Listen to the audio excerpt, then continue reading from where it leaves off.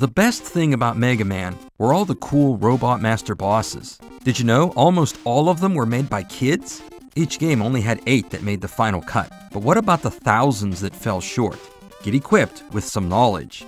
Time to look at some of the robots that never made it past Dr. Wily's drawing board.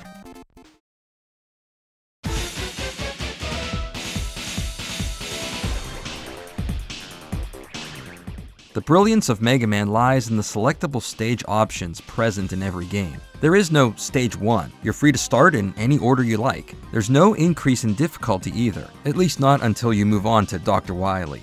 Each stage boss, known as the Robot Master, has a weakness, the special weapon of another boss, while a few are vulnerable to the Mega Buster.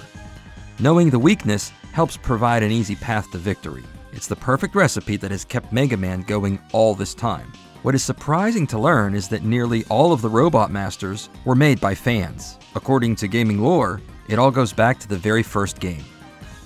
In Rockman 1, as it was known in Japan, there were only 6 Robot Masters, all developed by Capcom in-house. That's a fact, just play the game and find out. Beyond that, the story becomes less verifiable. It's been suggested that the first game was not very popular, and the head office at Capcom only gave the green light for a sequel on the condition that the other games already in progress came first. This forced the development team to work on Rockman 2 on the side, overnights and on weekends. I don't fully believe the story. Rockman was a very popular game in its day, selling over 800,000 copies in Japan alone. The game was so popular that the original manufacturing order sold out, forcing Capcom to quickly order a second run of cartridges, which was heavily advertised with the release date of March 4th, 1988. I can imagine Capcom telling the Rockman 2 team to get the game done along with the other work, because have you ever worked in Japan? If so, you know how it goes. But in that time crunch, a brilliant idea was born. Create a contest and farm out some of the work all at once. The audience would deliver thousands of designs. The staff could have a large pool of ideas to draw from, and maybe save a little time as well. All of it promoted the next game in the series in a unique way. First announcing a new game before it's made, then selling that game with the most input from gamers ever seen. And for those who entered, a chance to see their designs and names on screen. The first contest drew over 8,000 entrants. You know the winners by heart. Bubbleman, Woodman, and all the rest. 40 runners-up were mentioned in the credits. Capcom gave away crew jackets and soundtracks in limited numbers to others who entered. When the same contest was announced for Rockman 3, the number of entries jumped to 50,000. Again, 40 runners-up were credited in the game, while others received consolation prizes. Rockman 4, 5, and 6 followed, and with each game, the number of entries grew and grew. In 1992, the submissions for Rockman 6 topped 200,000. It was also the first time the contest went beyond Japan. Nintendo Power joined in and sent entries from the US and Canada back to Capcom. Unfortunately, my own design, Potman, fell just short of the goal line. But hey, at least I tried. Funnily enough, the United States, Canada, and Japan were all mentioned as the origins of robots on the back of the Mega Man 6 box, a great case of art imitating life. You'd be surprised to learn that the contest continued beyond the 8-bit days and beyond the original series. Even the cancelled Mega Man Legends 3 had a character contest. But what about the hundreds of thousands that weren't good enough? Over the years, Capcom would share some of these designs in magazines and guidebooks. Did you ever wonder what Mega Man might have been had Quick Man, Snake Man, Gravity Man, or Nightman got lost in the mail? Let's take a look. Here are a few from Mega Man 3. Cement Man. Hey, he kinda reminds me of Concrete Man from Mega Man 9. It turns out that a lot of ideas were very close to ones that were used later. Splash Man. Hey, almost like Splash Woman. Well, what did I just say? While we're at it, there was also a Starman and a Shadow Man in there too. Okay, here's something more original. Jat Man. What's a Jat? I have no idea. This guy looks neat, and this one looks kind of funny. What are their names? I don't know. Some of these were written in pencil, faintly, or had the name on the back. Smoke Man. looking good and smoking clean. Here's Ninja Man. I would have liked that. Barrier Man. Kind of looks like Spark Man, or at least his weapon does. Hoop Man, Flower Man, Denki Man, and several Magnet Mans, in addition to the real one.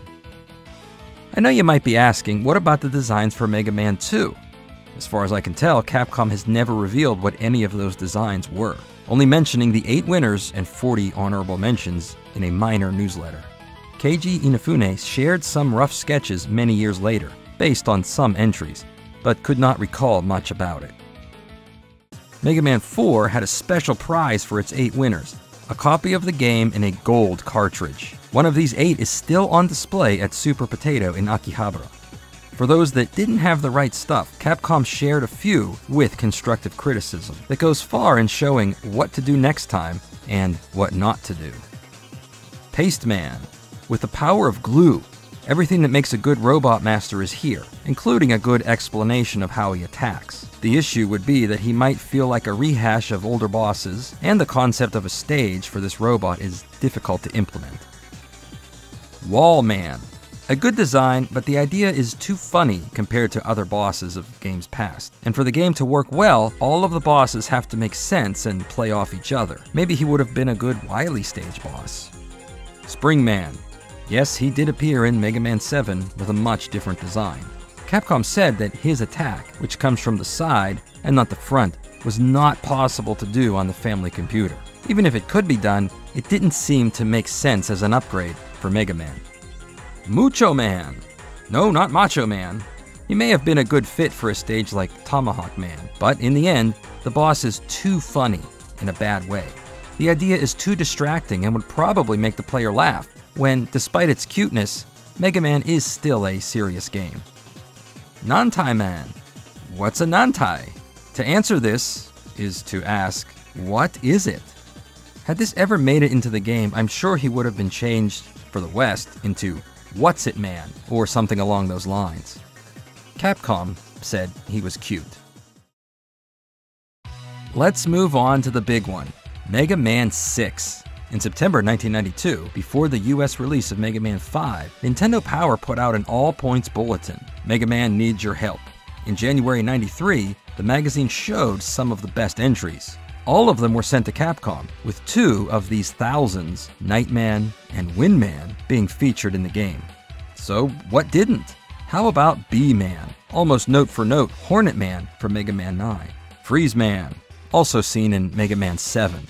Blade Man. Again, another entry that comes up later on, this time in Mega Man 10. Diamond Man. A little too close to Gemini Man. I like Yo-Yo Man. He must have been inspired by Star Tropics. Atom Man. Pretty cool. I wonder why he wasn't considered. Dial Man. This guy gives me a laugh. Can you imagine a stage set up like a telephone switchboard? There were a few people who submitted ideas for new Rush adapters. Pretty cool. And a few came up with ideas for female robots. Maybe the idea of Mega Girl and Mega Woman were just too generic, even though they aren't so bad. Then there's Weaseletta and Terror Teddy. It's no Pot Man, that's for sure. Back in Japan, Capcom published more entries in the Rockman Club newsletter, calling this go-round the Dr. Light Awards. Check out Boxman, with the power of the Master Key. Shipman. I like his captain hat. Ganesha Man. You know, the theme of the game was a convergence of robots from around the world. India would have been a cool idea. Those other guys must have never gotten the memo. Tank Man. I could see this happening. What about Saboten Man, aka Cactus Man? One of the entrants was Yamato Man, a different one that looks more like a tree with leaves. You have to wonder how many entries with the same name were submitted each time. Then there's Oedo Man, another name for an era of Japanese history. Fish Man. I like him. I suppose he's a fugu. Puzzle Man. I could see that working, especially if we were up to Mega Man 20 by now, and there weren't many ideas left. Pair Dance Man. 2 robots that dance a tango. Pretty unique. I wonder what the power-up would be like. Some Mega Man designers grew up and worked in the gaming industry. Takumi Yoshinaga, who never won the contest but received special thanks, has been an employee at Sega since 1993. Others became professional artists. Yusuke Murata, who designed Dustman and Crystal Man, grew up to become an illustrator for One Punch Man and Eyeshield 21. Obviously, not everyone's life turns out that way, but all those people are out there, somewhere. The winners and the many losers who will always carry these memories with them. And that is what matters most. Not that you won or lost, but that you, they, we were a part of something. A time and a place that can never come back, but was very important in our lives. Remember that, and the spirit of Mega Man will outlive all of us.